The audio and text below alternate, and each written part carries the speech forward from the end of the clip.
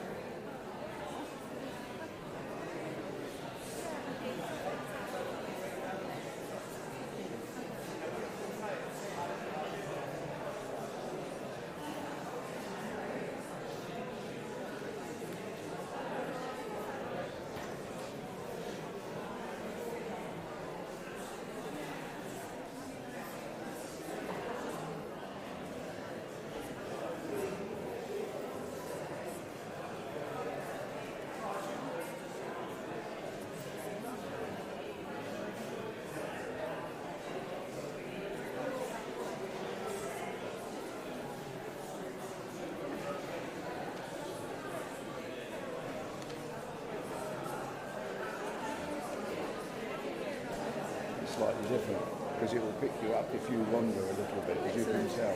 You don't have to be.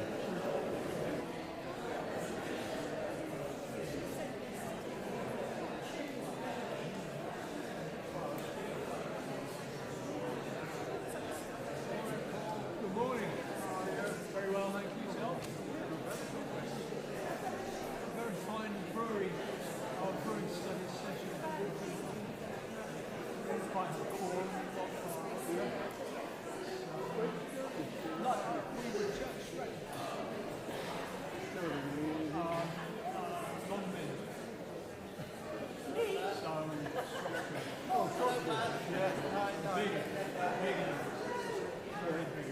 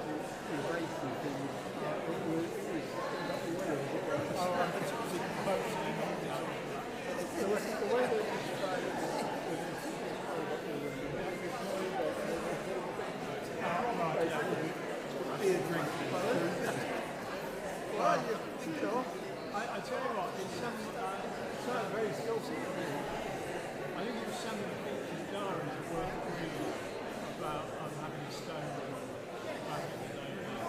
So this thing, you put a slip in just behind the stone, all that necessity.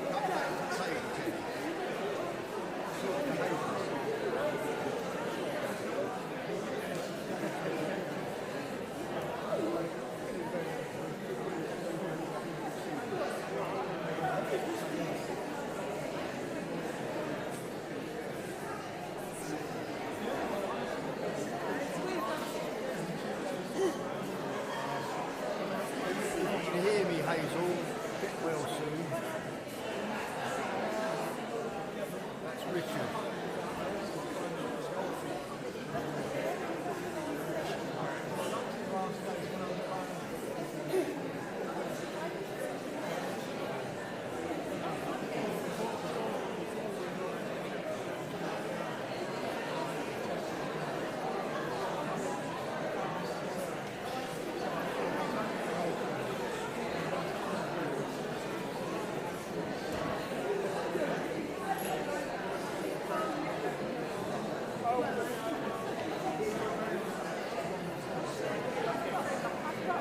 Sorry? Oh, really? Okay, you pay. Okay, well done, I'll get you.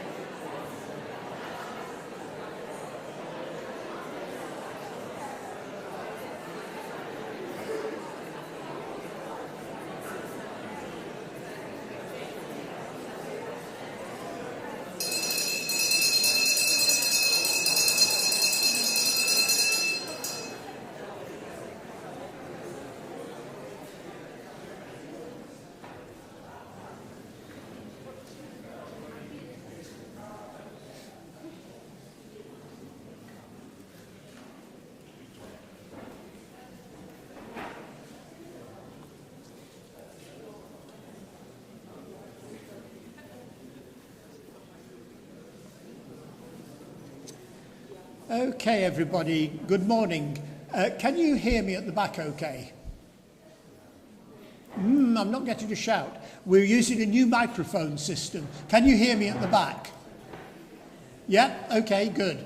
It's a different microphone system which we're trying out today, and I hope it works for everybody and you can hear okay.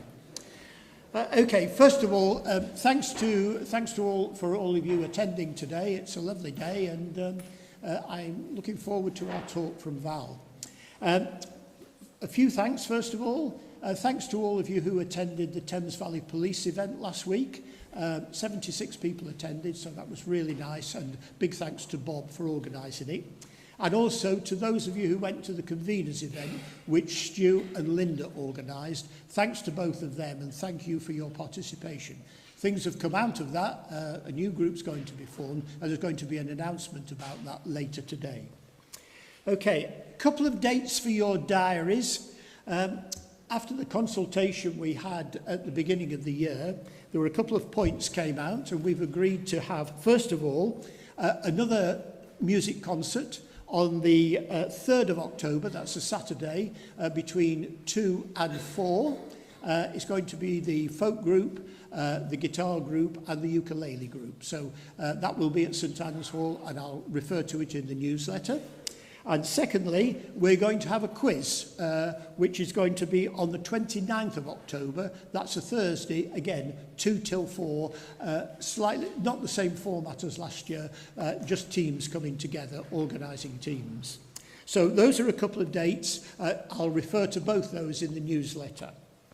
Now, spring celebration, there is still some tickets available. We're up to, I think, round about 140. So if anybody wants to get tickets, please say. Also, Melanie would like, Melanie who organises the event, would welcome any volunteers. You may remember last time we had a bit of difficulty serving the food because it took a while, because he brought a couple of apprentices with him. So Melanie was thinking maybe one or two of us could help to serve. And also there's a bit of setting up in the church beforehand, sort of probably 11:30 for setting up, 12ish for any help on the day. If any of you could help, just have a word with me and I'll take names and I'll pass it on to Melanie. So I'm just trying to extend it a bit rather than the usual suspects who attend. I thought it would be nice to see if we could get a few more people who might be interested in helping out. Just for the day, that's all. Okay, what else to say? Yes. We're moving towards the open day in September, which will be on the 2nd of September. Just a word to conveners, I'll be writing out, or perhaps Barbara will be writing out, just to set up the arrangements, making sure you've got your groups organised, finding out what expectations you have of us in terms of labels, in terms of tables, etc. So I hope we can do a big open day once again. It was very, very successful last year, if you remember, and once again it attracted a lot of members, and in fact our membership is really quite substantial. With the associate members, we've had nearly 100 new members since October of last year. What else do I need to say? Yes, could I mention a couple of things which I've been asked to draw to your attention? First of all, the art exhibition which is going to be held here in the church. I don't imagine any of you are probably unaware of it. There are posters all over Wendover. But it's between the 23rd and the 25th of May, and the organisers have asked me to draw it to your attention. Please come along. People put a lot of effort into it. And there are some special events. I think you can order teas and things like that. And I've also been asked to draw your attention to the development proposed in Halton Lane, which is perhaps proving a little controversial for some. If you are affected at all by it, information is available from the parish council and on the council website about the planning application. And perhaps the only other thing to mention is thanks to all of you who've taken advantage of the opportunity to join the members portal so that you can get access to your information about what we hold for you. 60 plus members have already signed up to it, so thank you to them. And please, if you've got the data which Francis, our database manager, has sent to you, please do sign up because it helps enormously for us to know that you have signed up. Okay, that's all I really need to say, but I know there are some announcements, and here's Jenny first. Jenny.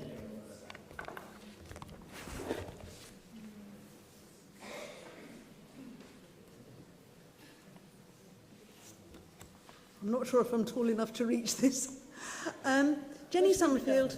Oh, will it move? Fantastic. Thank you. Thank you very much. Hi, is that okay? Sounds it. Jenny Summerfield, Discovering Wildflowers.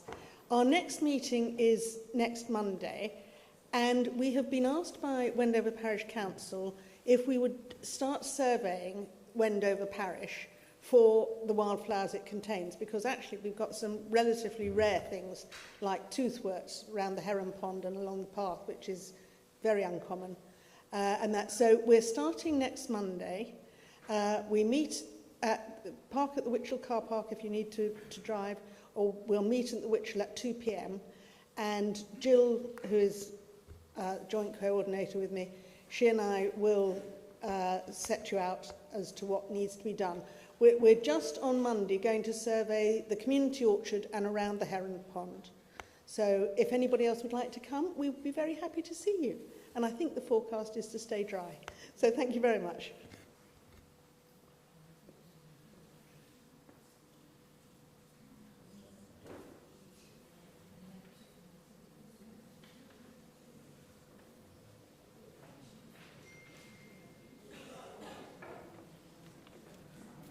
Good morning. I'm Chris Oakley. I'm convener of a textile group, but this has already just been mentioned. I'm also part of a group that's trying to prevent the building of the houses on the field. Now, this isn't because there are houses there, it's because of all the implications of that. In 2017, another company tried to do this, but it was rejected, and rejected again on appeal, and on similar grounds to why we don't want it now. The field is designated by Bucks Council as unsuitable to build on, and you will see a red line around it on their maps. The new company, Rectory Homes, want to put the access road to the houses leading out onto the Aylesbury Road between the two roundabouts at Horton Lane and World's End Lane. That is already dire in the mornings and evenings during rush hour. It's going to be very difficult for vehicles to get out of there. So it's dangerous for them to actually cross two lanes of traffic or one lane, whichever way they want to go.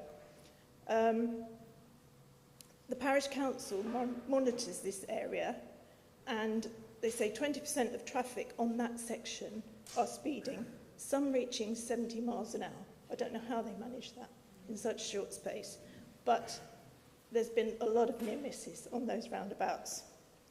The reservoir that's on one side of the field is a site of special scientific interest run by Bibout, the Wildlife Trust. There's a range of wildlife served by this, including a number of bird species which are deemed at risk, and much, much more. The field is also within the zone excuse me, of Backham Hill SSSI as well. The site is also a flood zone. Despite land drainage being put in the field several times, the risk factor it floods regularly now, and the risk factor has drastically increased since we've had climate change and more rain in the winter. The brook that runs alongside Horton Lane has spread onto Horton Lane several times this winter. The brook also passes under the Aylesbury Road at the roundabout and regularly floods across the road, which you've probably all seen, creating quite a deep lake. And again, it's dangerous for traffic, and it's going to get worse because the floodplain will be built on. The NHS has responded saying they need funding to increase space and capacity in Wendover. Thames Water have raised some issues regarding both fresh and foul water. I've got a petition with me. If you want to sign, please come and see me afterwards. If you've got any questions, please come and see me afterwards. And I've also got details of how to put in an objection, if you care to do that, if you do agree with me, or if you don't, that's fine, whatever. It's time critical because it has to be in by the 14th of May. So I've got everything with me. Please come and ask me afterwards. Thank you.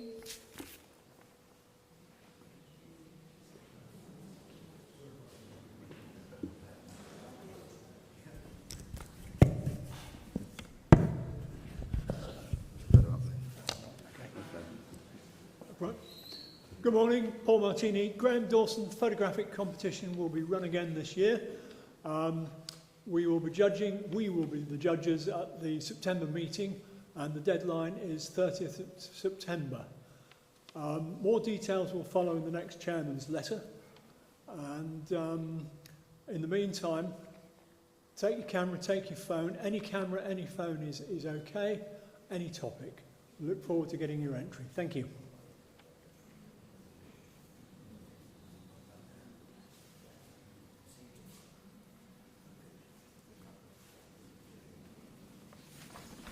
Good morning, Veronica Lockett, travel team.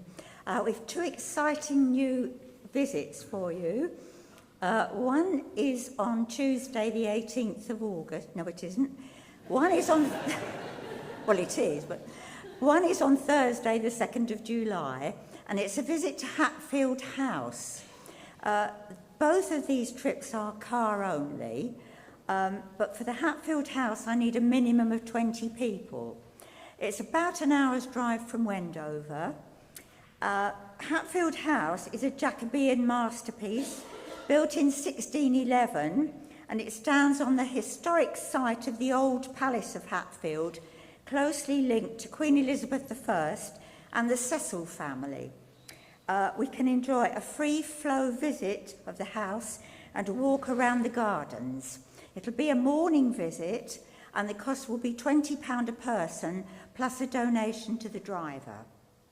And the second exciting one is on the Tuesday, the 18th of August, and a visit to Quainton Windmill.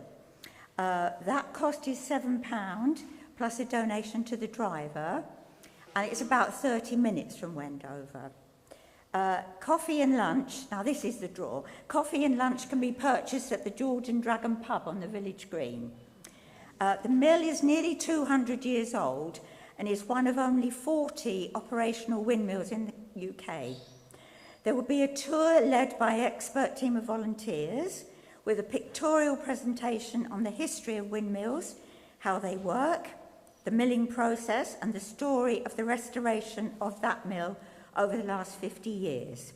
And for those who are able and like climbing, you can go up the 6-storey building to see the 193-year-old machinery and the stunning views. So if you're interested in either of those visits, they are both an interest list. Please come and see me at the travel team table. Thank you.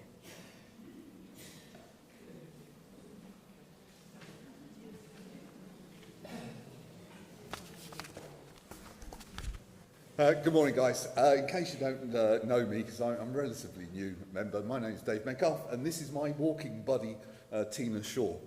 Now, initially, we met on the U3A walking group, and over several very noisy, laughter-filled walks, we do apologise for that, we discovered that we both had a love for long-distance walking, and we both had an unfulfilled goal, for various reasons, of walking Hadrian's Wall.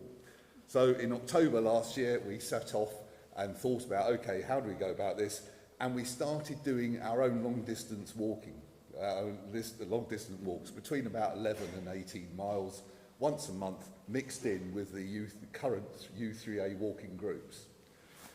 When we were walking, we met and talked to a whole range of people, talking about our plans, and we were surprised by the number of people who had a history of loving long-distance walks, or were still doing them.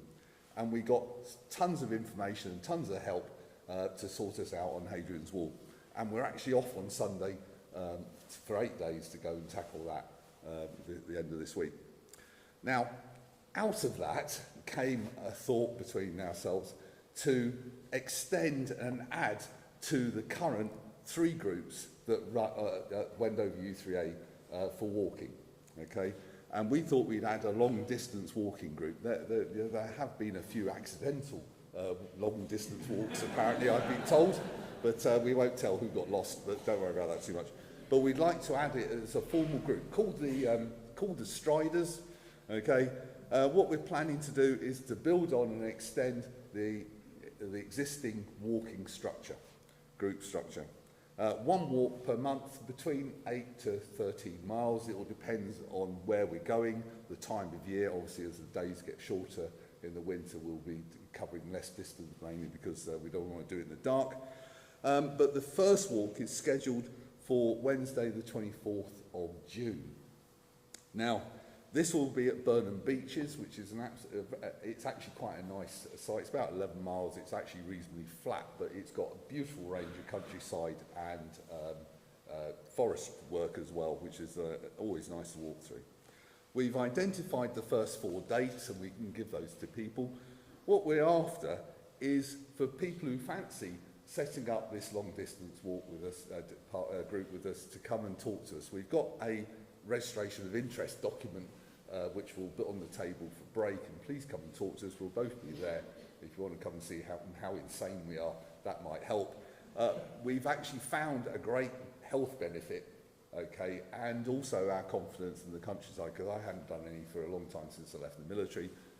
Tina has been doing long distance walks with her daughter and dogs, and so we would like to offer that to other people to join in with us. So the idea is, once you register some interest, we'll talk to everybody, identify what favourite long-distance walks they do, because they're going to be a bit more geographically distributed than we normally do with the 3 walking groups. And we'll create a programme of walks that will lead us through to late December this year. So we'll be over there at break. If you want to come and talk to us, please do. If you want to come and sign, we'll be delighted to add you to the list. And then when we get back from Northumbria. Hadrian's Wall. I think that's where we're going. Hadrian's Wall. The barrier. Yeah, don't mention it. Don't mention the barrier. Once we get back from Hadrian's Wall, we'll contact everybody and get ourselves sorted out. But thank you very much. Okay? Thank you. Thank you. Thank you.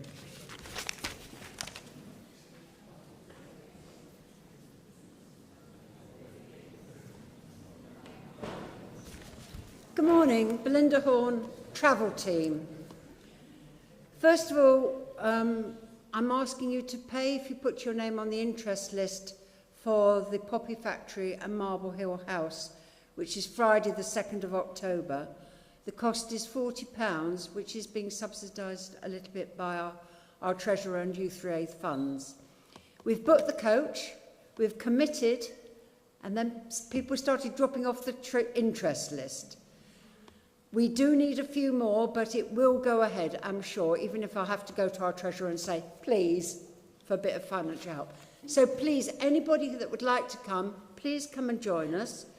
We'll be arriving at the House of Remembrance at 10 o'clock for coffee and cake. There'll be a 30-minute presentation and then an hour's self-guided tour. On the tour, we will see the veterans making some of the regimental wreaths by hand. And there's time to get hands-on trying to make some poppies. After a short journey to Marble Hill House, which is English heritage and just been reopened this year after a great refurbishment, one can discover the taste of Georgian life with freshly conserved interiors and displays, all about Henrietta Howard, who was the remarkable owner. It's one of the few houses on the Thames of that era that still remains. So please come and see me if you'd like to join that. Next month, I will be giving out the tickets for the Colonel's review of the Trooping of the Colour. So please, all the people that be here, please come and get your tickets then. At the moment, it is still undecided by Chiltern Rail how we'll be travelling there, because I haven't had it confirmed that the trains will be running from Wendover on that day. we may have to go to Amersham. And if so, I'm going to have to try and find car drivers and try and double up some people, all right? There are vacancies on the Thursford trip to the Thursford Christmas Spectacular, which is Monday the 30th of November. This is actually being run by Mott's, but they're putting a special pickup point in Wendover because we've got people joining it. There are 20 people at the moment going. It'd be nice to have a few more. Please come and see me about that if you'd like to. That will have to be paid directly to Mott's, either by a cheque or directly to them. It's not going through the U3A books. Next month, you'll also get your luggage labels and details for Harrogate. So otherwise, Veronica's collecting the money for the visits today. And the U3A strollers. Initially, I put on the website that would meet in the museum car park. Now I've found there's a better car park further up Hastow Lane in Tring. You go under the 41 and then go up the hill a bit, and it cuts out all that walking up the bridge and steps and such like. So it's well worth it. And also I made a mistake on the date. It's the 21st of May, our usual Thursday. All right, thank you very much.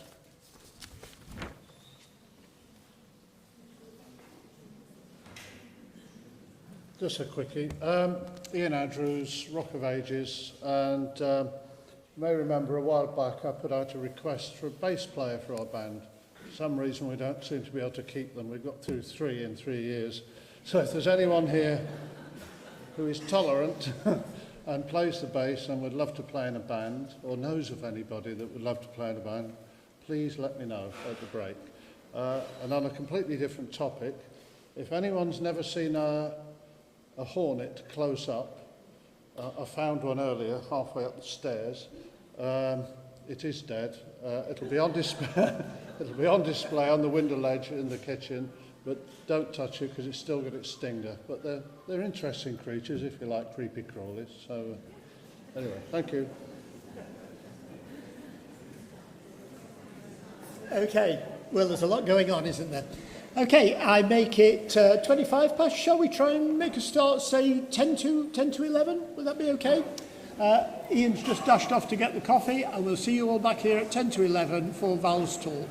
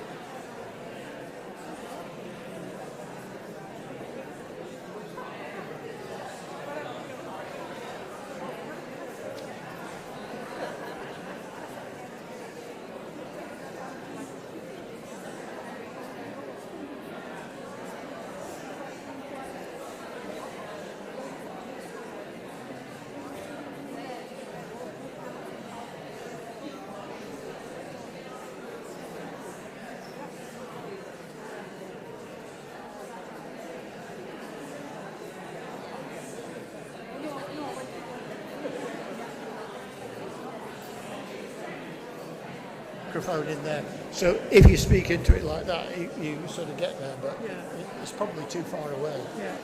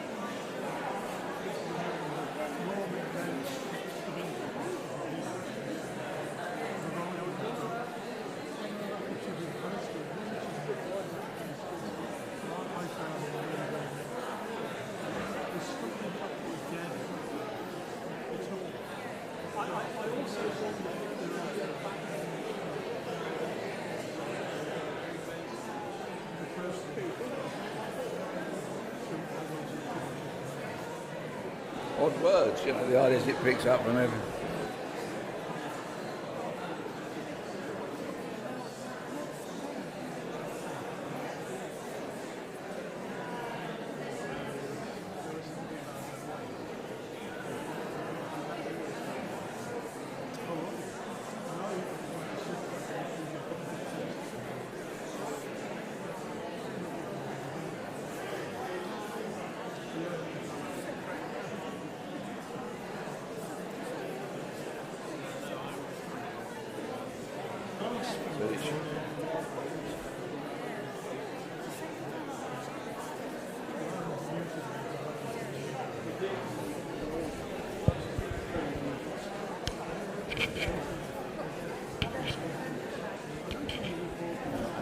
Does that mean? Can you just stick that light on for me, please? So did I.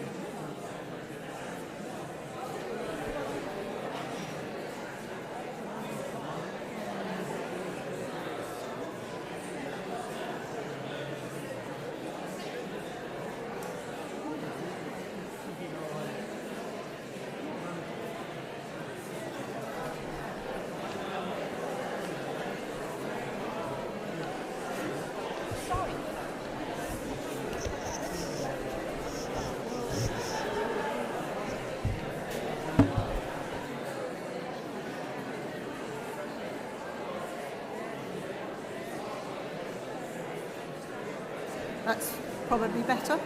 I can't hear that.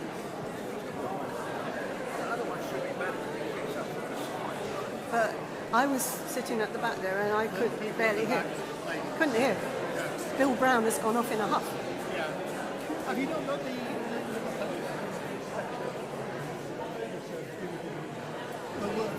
I mean, if you're speaking into that, they'll hear you at the back. They probably hear me anyway. I can. Which one do you prefer? That one is probably better if it works.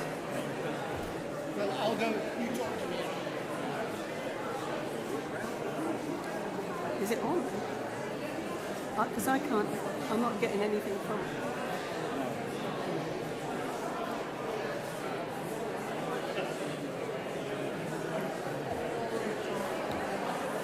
Testing. Can you hear me? What does that mean? What? Say something else? Can't hear. I'm going to Lou. Val, have you seen the Shell Numbers Company? Oh no, it's so embarrassing. I don't hope they like you on that competition. Embarrassing. No, not embarrassing. We're over there. We're gonna cheer you on. Thank you. We're fans. Yeah, in the front. I just hope people won't be disappointed because it's just not the same as the other one. I've only it was a she spoke or whatever you said, but I love it. No, I missed that one. So, and that was a full house, you see. I'm doing it again in July. I saw and that. the room takes 40 and they've already booked in 44. There you go, reputation. Yes, not a good thing to have. Ian's not there now. Ian's here.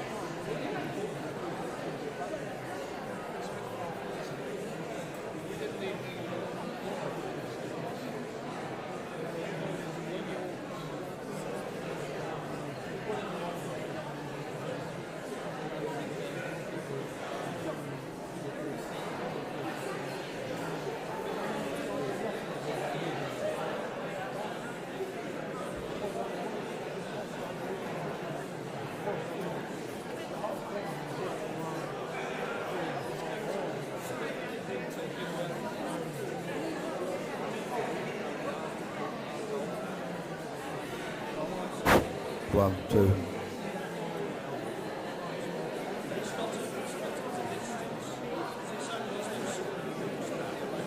Speaking to that. It does pick up. It does pick up.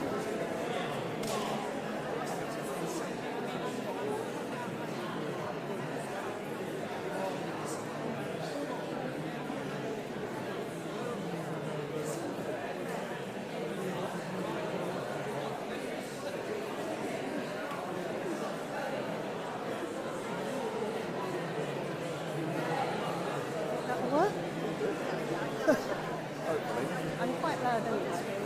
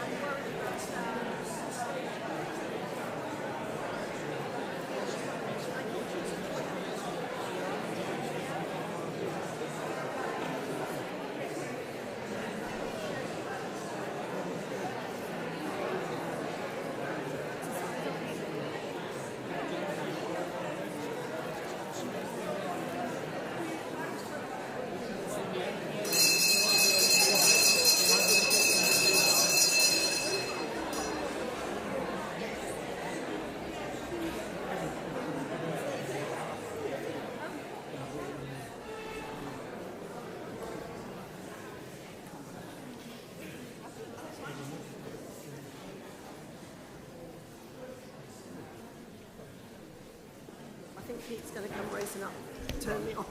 Right, okay, great.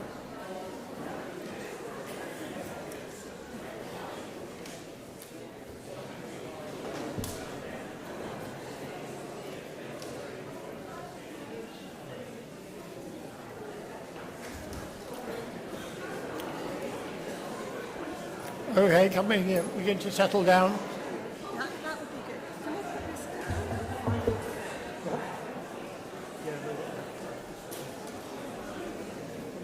Oh, you got some? Yeah, fine. I'm likely to have a coffee. Okay, are we all settled down? Okay, everybody.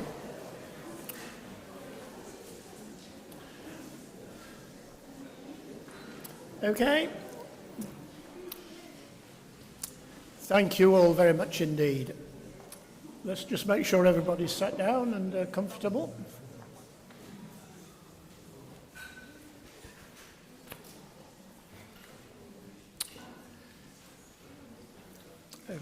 Okay, that's great. Thank you all very much indeed. So, Val, who is this King Arthur bloke anyway?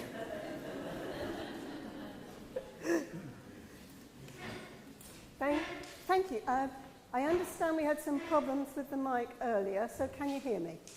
No. I think, well, I did turn it on, but it's showing red.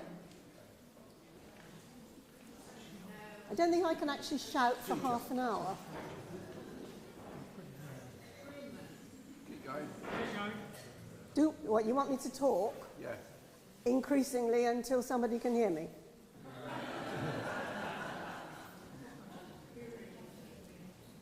No, we couldn't hear the announcements before coffee, most of us sitting at the back. And some people are nodding. Does that mean you can't hear me? Right. I can't speak any louder, and we're going to have to sort out this tech. Right. Can you do anything about it, or are we going to have to use this microphone?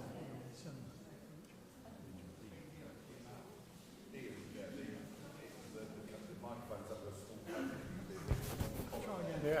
Yeah. Can we bring it up a bit higher for you?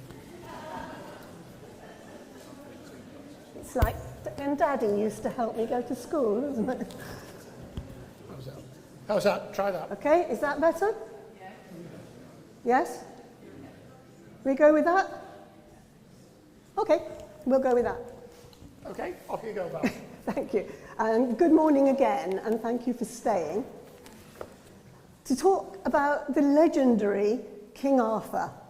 Now, King Arthur has long been a literary passion of mine, along with the story of English. I think my enthusiasm for Arthur is partly because the stories are just incredible, and partly because I grew up in the West Country, where there are so many places associated with Arthur that it's practically background music. When I first encountered Arthur, I was an impressionable little girl, and I couldn't think of anything I wanted more than knight in shining armour on a horse.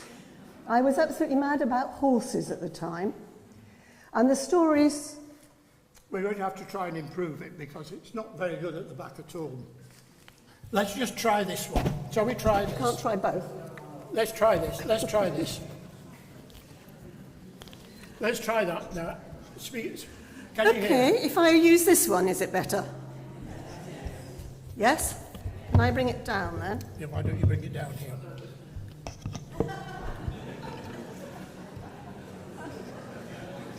Yeah, I need it. Go for it. Go for it now. Okay, try again. Right. As I was saying, the first time I came across King Arthur, I was just a little girl. And I couldn't think of anything I wanted more than a knight in shining armour. Like these two. I wanted to... The stories were full of horses, and I was mad about horses at the time. And the stories were also full of dragons. Can't think of anything better when you're a little girl. And also damsels in distress who needed to be rescued. And I was at the time a damsel in distress who needed to be rescued because I had recently been given a baby sister. Even though I had made it perfectly clear that what I wanted was a kitten. She was getting all the attention, so the idea of being carried off on a horse to a life of adventure would definitely be a big improvement on my current miserable existence. However, when I grew up a bit and was studying English, my interest then was a bit more intellectual. I was fascinated by the volume, complexity, and range of the Arthur stories. How could the life of one man, even a hero, have managed to get so big? So I'd like to begin with a short survey, if you don't mind. Would you be kind enough to put up your hand if you have heard of King Arthur? Thank you. And the Knights of the Round Table? Lancelot and Guinevere? Okay, that's enough chair-obics for today. Thank you. We have established that everybody has heard of King Arthur, and it's part of our background. So, the question I want to answer today is Arthur a real historical figure, a legend, or is he a myth? There are so many variations and anomalies in the story that the research has been, quite frankly, like knitting fog. Until quite recently, nobody doubted the existence of Arthur, but modern scholars are having a wonderful time writing learned papers which they claim offer irrefutable proof that Arthur either did or did not exist, depending on their own pet theory. They also spend a lot of time rubbishing each other's theories. So you have to say that as far as academia is concerned, the jury is still out on this one. The tales of King Arthur and the Knights of the Round Table make up a huge part of our shared cultural heritage. Yes. It is the dominant English myth. Okay. The whole story of it is known as the Matter of Britain. That's how important it is. You may have noticed that I just said it was the dominant English myth, having previously said it was a legend. So, since I'm discussing that very point, is Arthur a myth or a legend, it seems reasonable we should begin by defining myth and legend. Okay. A myth is a story intended to explain a natural phenomenon. As these early humans were sitting around their campfires of an evening, they couldn't help but wonder where the sun had gone. This thought led to a lot of speculation and creative thinking, and the reasonable assumption that some supernatural being is involved, and so we have the gods with a small g. The gods are responsible for so many natural phenomena, such as why there are seasons, why volcanoes contain fire, and where the sun goes at night. I especially like the myth of the volcano, because it has consequences. Everybody knows that the volcano is the home of the god Vulcan, who is a blacksmith. We know there is a blacksmith living in the mountain because we can see the glow of his forge. It makes perfect sense that Vulcan should periodically have a tidy up by throwing out unwanted rocks and debris. But if the volcano gets very active, then the god in there is probably angry about something. And this, I'm afraid, is where human nature kicks in. How do we appease an angry god? Well, we better give him presents, hadn't we? Now, the village council almost always consists of men who are thinking, what would I like as a present? Right, and before you can say male chauvinist pig, the prettiest girl in the village is on a one-way trip up the volcano.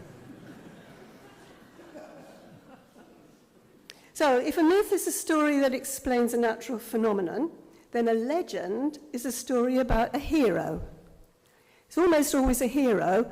Women generally only appear in history if they need rescuing.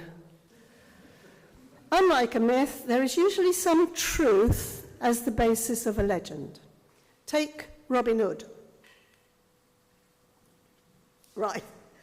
He is the centre of an extensive legend and several films of varying quality. Have you all seen Robin Hood, Men in Tights? It seems very likely that Robin Hood really existed, and the story as we have it is that he lived as an outlaw in Sherwood Forest with his merry men, and he robbed the rich to feed the poor. More reliable contemporary accounts suggest that Robin Hood was a thoroughly nasty piece of work, that he was the leader of a gang of ruffians who skulked in Sherwood Forest, robbing the rich and keeping all the loot for themselves. What a difference 500 years of telling the story makes. We like our heroes to be either honourable or, at a pinch, lovable rogues. So over the years, Robin Hood's less socially acceptable activities have been written out of the narrative. Another one, you recognise him, I hope. It looks as if St. George really did exist. He was born in Cappadocia in modern Turkey, and he was a soldier and a Christian martyr of the 3rd century. This is true, but alas, he is chiefly famous for having killed a dragon. That may not be quite so true. You notice also that there is a damsel in distress lurking in the back of this picture. The truth about stories is that they grow with the telling, as each narrator adds their own twist to make the story appeal to the audience in front of them. And stories, if you let them loose, will take on a life of their own. Stories are a part of all our lives. We start with Cinderella and Red Riding Hood. I'm sure you all remember Cinderella and Red Riding Hood. Don't look vague. And we continue throughout our lives to enjoy stories, whether we access them through books or other media. We love long-running sagas like EastEnders or The Archers. Do you remember? This was 1998. Deirdre Barlow from Coronation Street was sent unjustly to prison. There was national outrage and questions in Parliament. Even Tony Blair got involved, promising to speak to the Home Secretary about it. Never mind that Deirdre is a purely fictional character. There are posters saying, "Free the Weatherfield One." Everyone was having a wonderful time playing this game. The soaps are so deeply woven into our lives that we choose to forget that they aren't real. And incidentally, this Deirdre Barlow nonsense caused me a lot of trouble when I was teaching in Dubai. My students wanted to know who was this woman who had been unfairly imprisoned, and did that mean it wasn't safe to come to Britain on holiday? So my rather embarrassed explanation that Deirdre is an entirely fictional character from a soap caused a great deal of head shaking. Conclusion being, Britain might be safe, but it's obviously full of lunatics. The simplest form of story, and the most common, of course, is gossip, which we all love, even while pretending earnestly that we don't. It's well known that you can't do anything in this village without everybody finding out, sometimes before you knew it yourself. And personally, I can never wait for Richard to get back from table tennis on a Friday. That lot know all the gossip. So, is King Arthur a myth or is he a legend? Firstly, all versions of the story agree that Arthur was born at Tintagel Castle in Cornwall. It's the only fact about Arthur that is undisputed. He was born in the 5th century during the Dark Ages, following the withdrawal of the Roman legions. This period between 410, when the Romans left, and 1066, when the Normans arrived, is considered the Dark Ages because there's hardly any written material from the period. So we have to rely mainly on stories handed down in the oral tradition, and we can only make very general statements about what happened. The 5th century was a time when the Saxons were invading from the continent, and they were a real danger to the native Celts, just the sort of time when a great war leader would be really useful. The Saxons, of course, won in the end and went on to become the Anglo-Saxons. The first written mention of King Arthur is not until the 9th century, so that's 400 years after Arthur lived, in a text called the Historia Britannorum. Now, my little Latin students, can you all manage that one?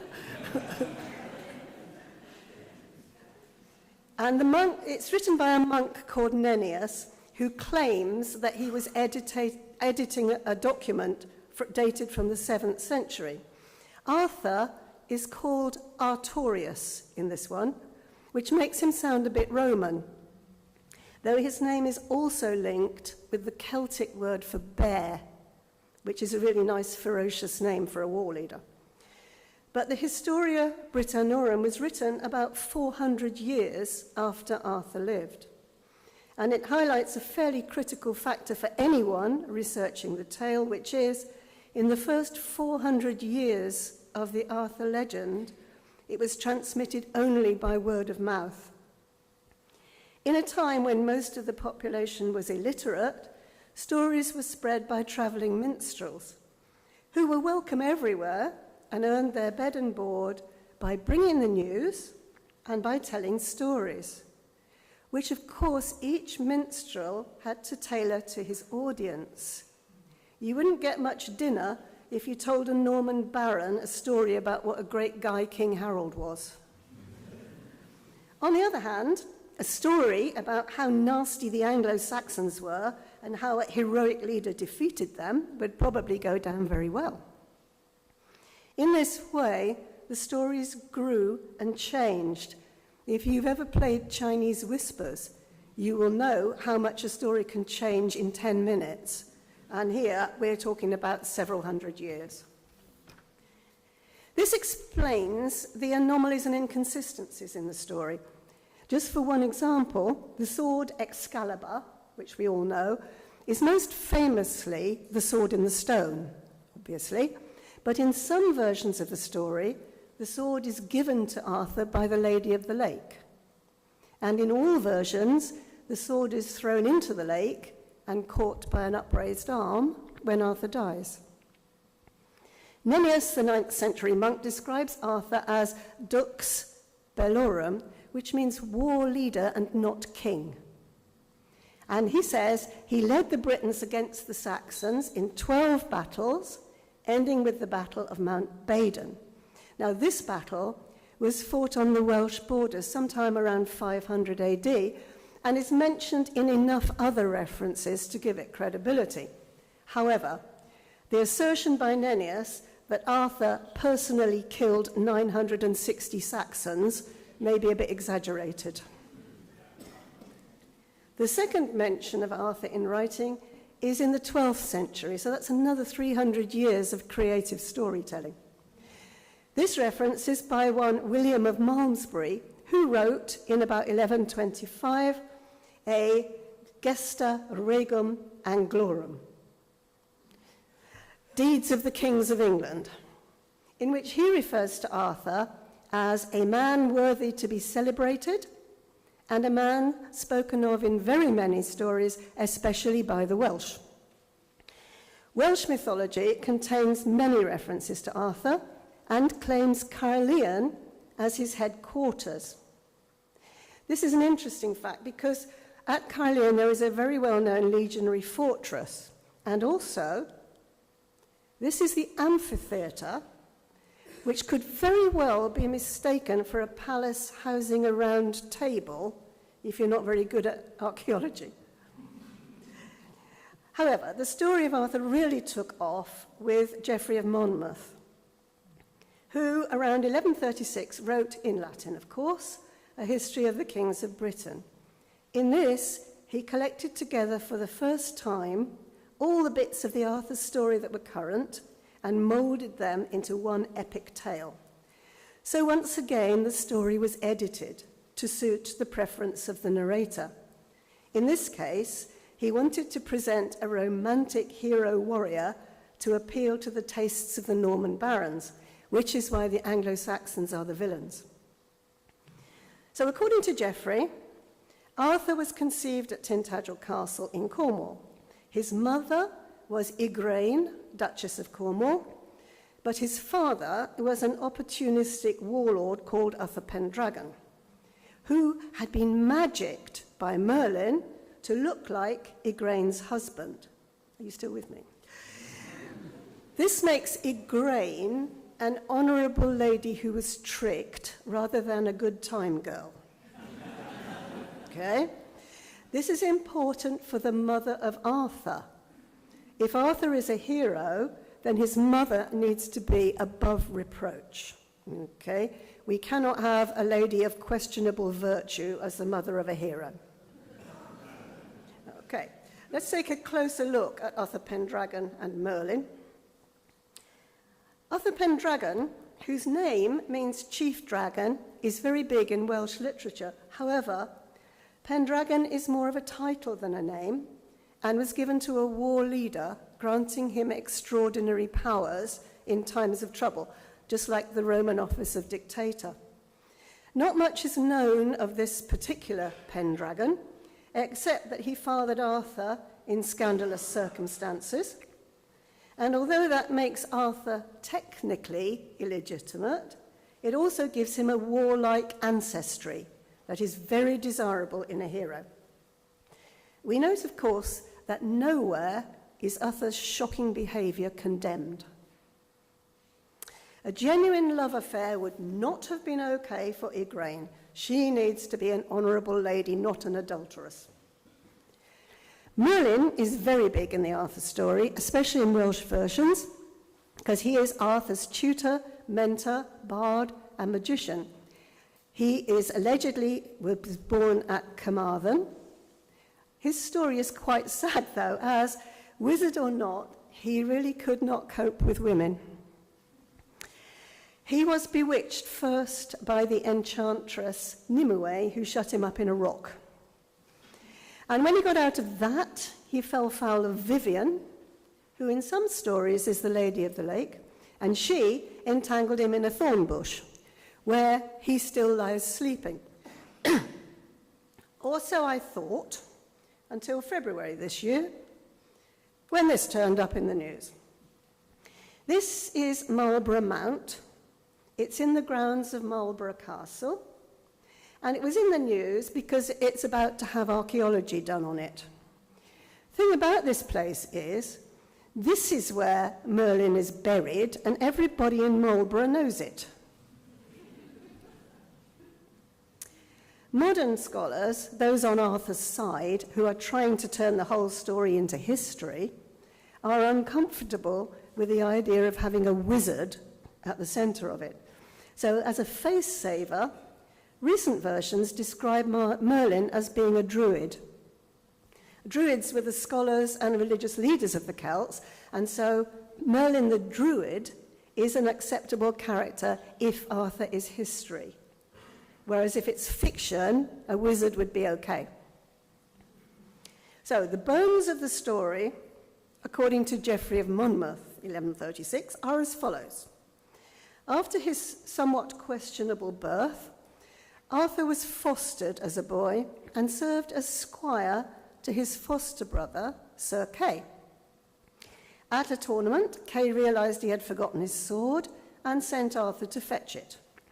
On his way back to get it, Arthur noticed a sword stuck in a stone. And he casually pulled it out to take to Kay because it was a long way back to the tent.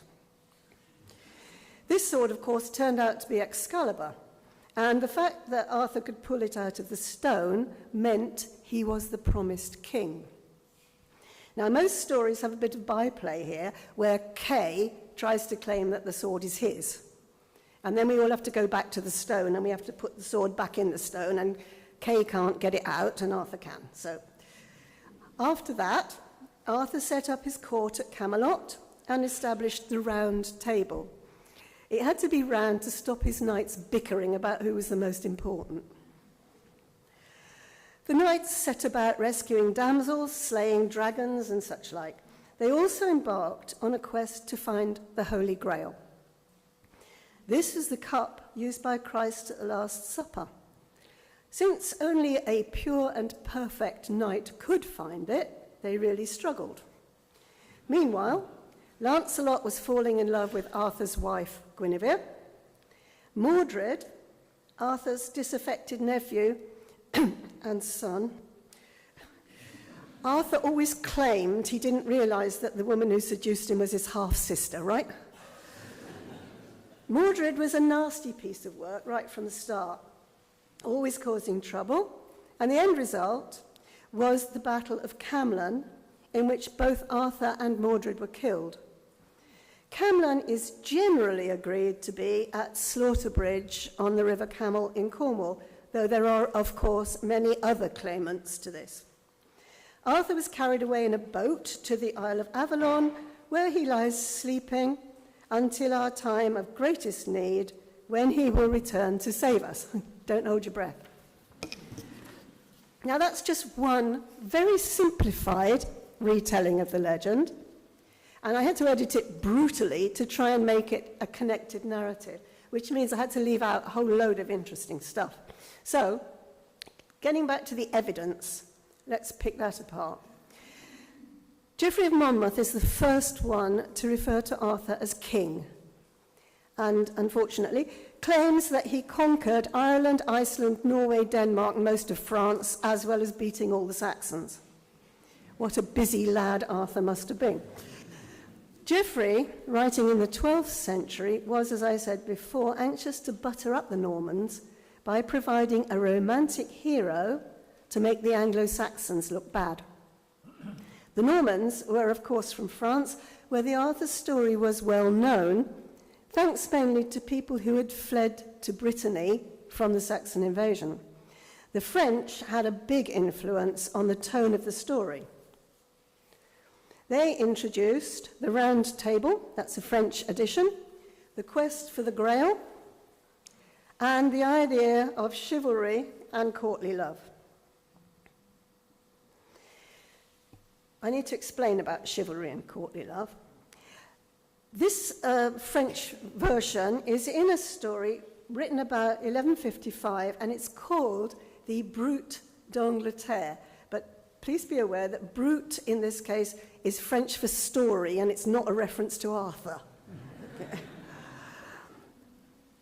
The ideas of chivalry and courtly love permeate all the later versions of the Arthur story. Chivalry is something we understand very well today. It's all about men being gallant and brave and protective of ladies, in fact, displaying all the knightly virtues. In medieval times, this charming behavior was purely fiction, but romantic literature, with a bold, handsome hero, still has an eager audience today. Mills and Boon have made a fortune out of it. But courtly love goes much further than chivalry. In this, a knight loves a lady, but she is unattainable, usually because she's married, and the knight must always worship her from afar, doing great deeds to impress her, and all the time knowing she can never be his. I regret to have to add that he's also required to write poetry in her honour, and even stand singing beneath her window. This is meant to be noble, but you and I both think it's pretty silly, right? It goes without saying that all of Arthur's knights were expected to conform to this stereotype. Most of their heroic deeds were done to impress an unattainable lady. As I said, it was French versions of the story that introduced the Round Table in Arthur's capital of Camelot. Now, the location of Camelot is hotly disputed, but the most persistent claimants are Cadbury Castle in Somerset, Caerleon in Wales, and Winchester. Winchester has, it claims, the Round Table. Currently on display hanging on a wall in the castle, its provenance is highly dubious. Now we get to the first really recognisable version of the story. This is Sir Thomas Malory, a knight of the 15th century, who wrote a history of Arthur, which crucially was printed by the wonderful Caxton in 1485. Now we're getting somewhere. Once it's written down, it doesn't have the chance to escape and change. Okay. The influence of Caxton on history is incalculable. Malory's epic, Mort d'Arthur, sums up all previous references and is the basis of the story we recognise today. Incidentally, he calls himself a prisoner knight, and it does seem quite likely that he wrote his masterpiece while in prison, but I'm afraid I don't know what he was charged with. Because details of his life are very sketchy, it provides endless hours of enjoyment for research students. Malory describes Arthur's unconventional birth, the setting up of the Round Table, the romance of Lancelot and Guinevere, Arthur's final betrayal and death, and, of course, the quest for the Holy Grail. Of course, nobody knows what the Holy Grail looked like, though it was most probably a plain cup. However, throughout its long and glorious history, it has been depicted in many ways. The quest for the Holy Grail is a story that just won't go away. It is amazingly symbolic, but you'll be relieved to hear I'm not going to go on about that. It was believed that the Holy Grail had been brought to England by Joseph of Arimathea. He was the rich merchant who provided a tomb for the body of Jesus. He is said to have come to Britain on business, bringing the Grail with him, and as well as the Grail, he brought with him the famous Glastonbury thorn.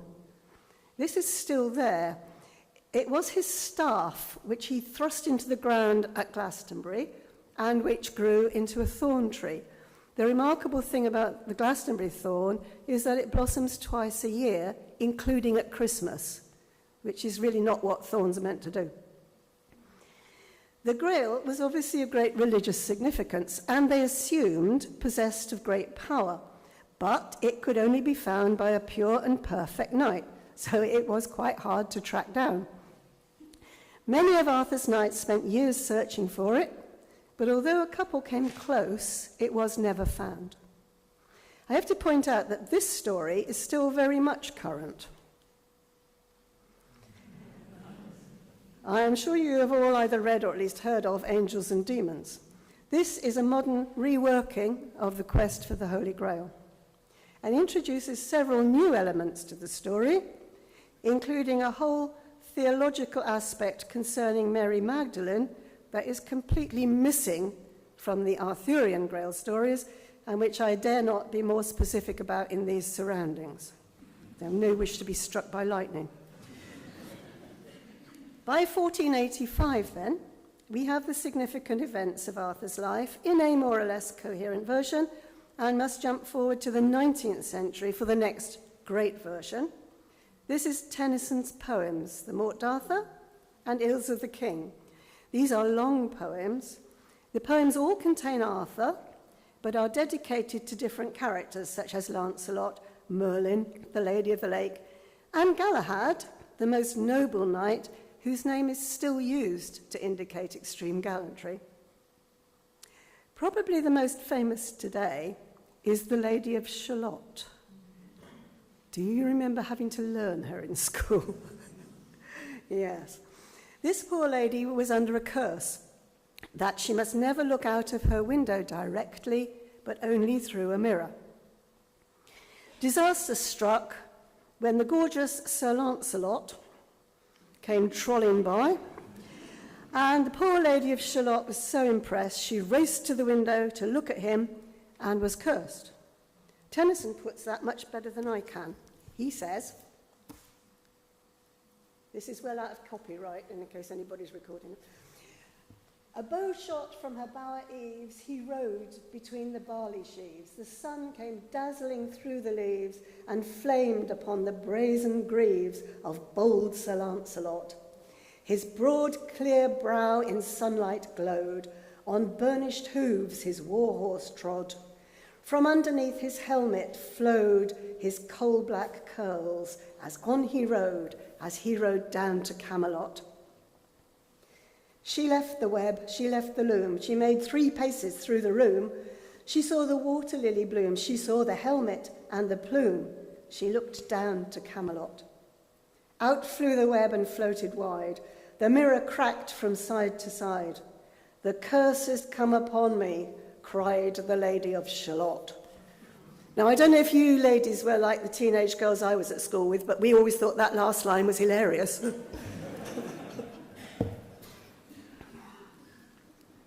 Right. So, proceeding from there. Tennyson was a romantic poet, which doesn't mean he was soppy. Romanticism is a school of writing, and it centres on goodness and honour and such like excellent qualities. The Idylls of the King are dedicated to Queen Victoria's husband, Prince Albert, who is the very model of a romantic hero.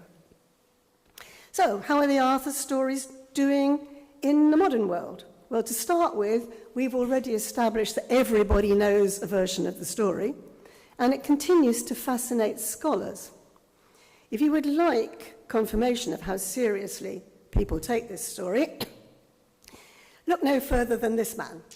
He was born in 1954 and christened John Timothy Radwell. However, as a young man, he read a book about Arthur, and immediately realizing he was the reincarnation of our hero, changed his name by deed poll to Arthur Uther Pendragon. He now says he is a druid. And he turns up at all the really druid events, such as Stonehenge on Midsummer Day, though what Stonehenge has to do with Arthur is a complete mystery to me. He is a character well worth Googling if you enjoy nonsense. Very many places would like to claim Arthur. Claimants for the location of Camelot, as I said, include Cadbury Castle in Somerset, Caerleon in Wales, Camelford in Cornwall, and Winchester, with a late entry from Colchester that's not gaining much traction. It's interesting and quite possibly relevant that Caerleon, Winchester, and Colchester are all significant sites of Roman occupation. If you want to anchor Arthur in the landscape, a nice set of really old ruins is very helpful. Camelford's claim is based on the fact that it's near Slaughter-Bridge, one of the favourite locations for the Battle of Camlan in which Arthur died. Slaughter-Bridge makes the most of this connection. It has an Arthurian museum and walking trails to the alleged site of the battle. There are several claimants to the site of Camlan, though all agree it was Arthur's last battle. Cadbury Castle, this is Cadbury Castle, is the front runner in the Camelot Stakes, but is in fact a Bronze and Iron Age hill fort rather than a royal palace, and if we're being picky, predates Arthur by several centuries. Right, this is the big one. Glastonbury is heavily involved in the story. It's close to the agreed location, more or less, of the Isle of Avalon in the marshland of the Somerset Levels. Now, the Somerset Levels are farmland today, but only because of constant pumping and draining. And even today, they're regularly flooded, including January of this year. In medieval times, the whole area was marshland. There's a village in the middle of the Levels, actually called Mere, M-E-R-E, which in earlier times could only be accessed by people who knew the safe paths through the bog. It's a very easily defensible village, that one. This is generally accepted as the location of the Isle of Avalon, though there are no certainties in the story, but the exact location of Avalon is a mystery. There is certainly no physical island, though it is sometimes said to be Glastonbury Tor, which is very striking visually, and was in medieval times surrounded by water. Glastonbury Tor, incidentally, is also one of the supposed locations of the Holy Grail, which makes sense because Joseph of Arimathea was there and he could very well have buried it. The monks of Glastonbury Abbey, this is a good one, in 1191, they found a grave containing the body of a very tall man and a woman who they were sure must be Arthur and Guinevere. And therefore, it put Glastonbury front and centre of the Arthur story. It was, I am sure, mere coincidence that there had recently been a disastrous fire at the Abbey, and the cash-strapped monks desperately needed to boost visitor numbers. Serious scholars are quite unkind about the monks of Glastonbury Abbey, but even today, Glastonbury has very strong associations with Arthur, as well as being a stronghold of superannuated hippies. I believe the ley lines in Glastonbury are amazing. There are very many ancient sites across the country that are attributed to Arthur by local tradition, though modern archaeology has rejected most of them. Tintagel Castle is the most obvious, being unchallenged as the birthplace of Arthur. In 1998, a stone engraved in Latin was found on this site. The stone contained the word Artog Nu, which the delighted finders insist is near enough to Arthur to provide proof of his association with the site. You get the feeling that some people are just trying too hard, don't you? These are some of the claimants to be part of the Arthur story. Arthur's stone in Hereford is in fact a Neolithic burial chamber. Merlin's cave, which is below the castle at Tintagel, is simply a sea cave, and there are absolutely no signs of it ever being residential. Arthur's Hall on Bodmin Moor was quite a contender until recent archaeology dates it to prehistoric times. So sorry about that one. The Round Table in Winchester has a very dubious provenance, as it dates from the 13th century.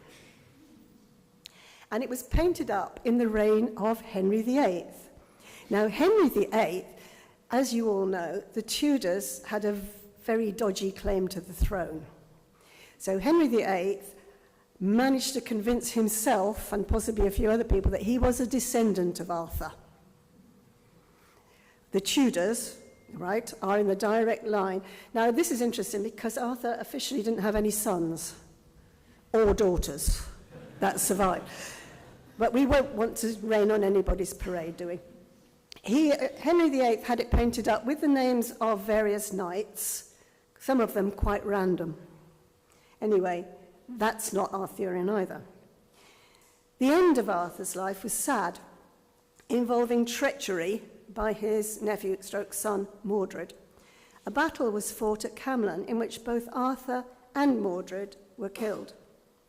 Sir Bedivere, following Arthur's instructions, took him to the lake where he threw in Excalibur and an arm which, if you're a fan of Monty Python, was clad in shimmering samite, rose from the lake to catch it. A boat then appeared which carried Arthur away to the Isle of Avalon, where he sleeps, waiting for our hour of deepest danger when he will return to save us. However, just in case you were thinking that that's all nice and tidy, I have to say, one of the more recent claims to be the Isle of Avalon is, believe it or not, Mount Etna. I have absolutely no idea how that happened. So the Arthur story is alive and flourishing today, being so much a part of our shared cultural heritage that we just take it for granted. There are innumerable books, films, and TV series, all ensuring the continuation of the legend. So if you are now possessed of an urge to read some for yourself, this is a list of the most well-known. I don't know if that's too small for you to read. The one I would really recommend is The Once and Future King. Some of you have read that. The Mary Stuart at the top is always known as the Mary Stuart Trilogy, and like a lot of trilogies, it actually contains 4 books. Yeah, it's a shame. This is just a brief selection of the better known of the Arthur stories. Only a few weeks ago, I came across a book called Lancelot Warrior, Friend, Lover, Legend, and that was published in 2018. So it's just an ongoing story. If films are more to your taste, you could have a look at some of these. These are in chronological order. Monty Python and the Holy Grail is my personal favourite, but some of them are more serious than others. Camelot is the one with all the good tunes. All of the above have been written or filmed in modern times, and each adds its own twist to the story, proving that a man who may never have lived at all is still fascinating today. That is, however, not quite the end of the story, of which the twists seem never-ending. Even as I was researching this talk, a new book came out. It is by Andrew Breeze and is called King Arthur. Its subtitle, The Real Arthur and the Knights of Strathclyde.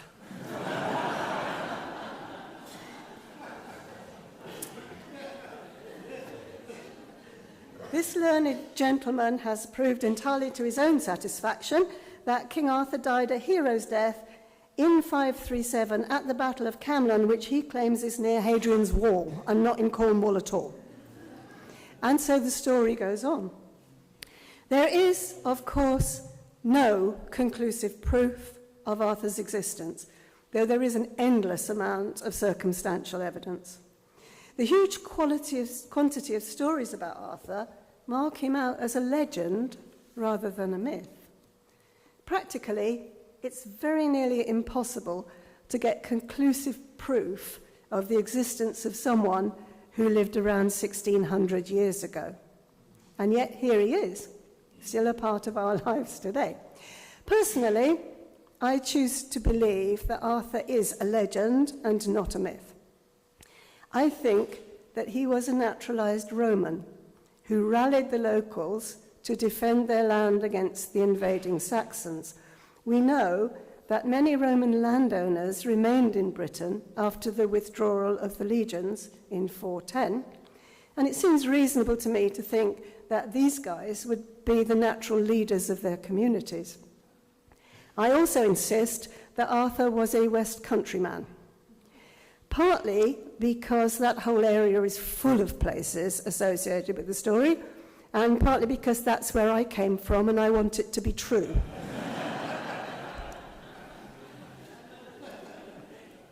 You, of course, will make up your own mind about this.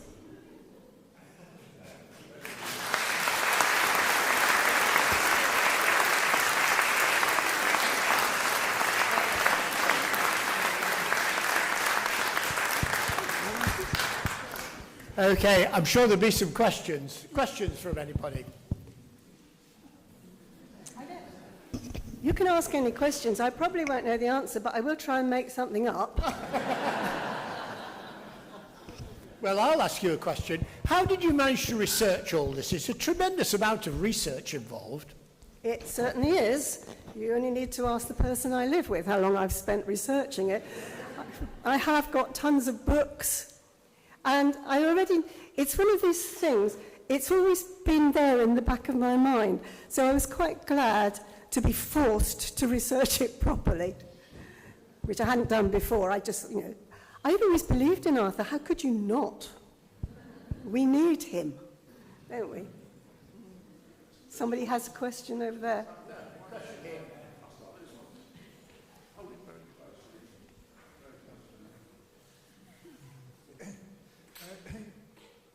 One of the authors that you mentioned associated Arthur with Ambrosius, and so I should introduce myself as David Ambrose. But I think you slightly underplayed the Cadbury Castle idea, because as I understand it, many ancient British hilltop settlements were re-inhabited after the Romans left. But the one at South Cadbury is the only one that was actually rebuilt. And as your picture showed, had 3 circles around it, not just one. And some 50 odd years ago, my wife and I visited the archaeological dig there that discovered 6th century, I think it was, 5th or 6th century buildings, stone gateways, the foundation of a church. Unfortunately, the landowner was more interested in pasture for his cows and insisted that it's all recovered, so you can't see it nowadays.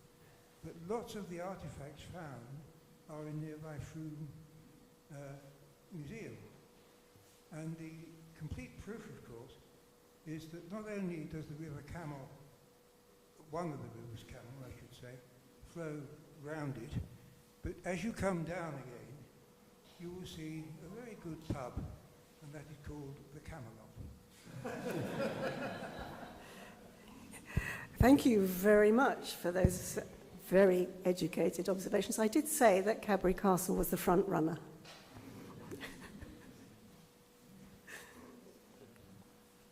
Actually, hello? I just wanted to add to your list of recommendations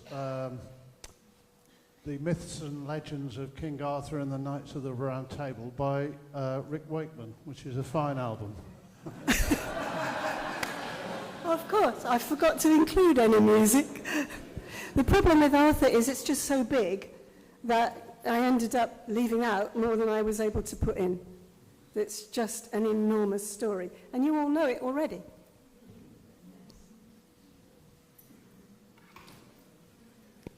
So I'll ask you one final question. What makes you so interested in it, bearing in mind it's a myth? What's so fascinating? A legend, sorry, a legend. I've not been listening properly, have I? What makes you so interested in it? Because it's because people stay interested in it that the story keeps going. It keeps going because it's a good story. It's got villains and heroes, and it's got dragons, and it's got magic. No, it's got everything you want. And because it splits up, all of the knights each have their own stories. You can go on reading about Arthur for the rest of your life and still not finish, because I said some beggar creeps up behind you with a new theory. It's called The Matter of Britain. And although we've got sub-heroes, like Robin Hood specifically, there's far more about Arthur. And that's probably because he is 5th century, which is a very long time ago, and the stories had plenty of time to get a hold and grow. Every one of you, when I asked you, had you heard of him, I think every one of you who was able to put up your hand. Everybody has heard of Arthur. And most people are interested, even if only, the thing is, there are wild aspects of this story. If you're interested in romance, then you're going after Lancelot and Guinevere, who I forgot to mention, ended her life in a convent after those goings-on with Lancelot, whereas he got off scot-free. That's history for you. So we all know the story, we all love it. It's a big story.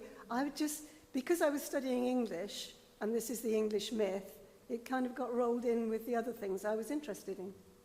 That's why. Okay, Val, thank you so much indeed. It's so nice, isn't it, when we have one of our members give us a talk about a subject that she's really interested in. It just comes through with so much enthusiasm by somebody, dare I say this, who might be something of a legend. Okay, Val, thank you very much indeed. We really appreciate it. And all those